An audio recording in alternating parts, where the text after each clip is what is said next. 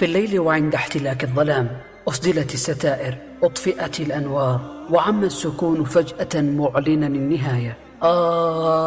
باهتة كئيبة هذه الليلة كحال سابقها. هذا كان آخر ما ردده لساني قبل أن يوقظني الضمير. صوت صفير، نور عظيم بزغ كالفجر من بين يديها، وتمتمات لم أفهم منها إلا يا رب. بدأت نفسي بالحديث فورا. اختلفت عن أختك، احتفظت بذاكرة الشقاء وصمت عن لذة مناجاته سبحانه. تعاتبك ما اعتدتها لكني لم أدعها تكمل.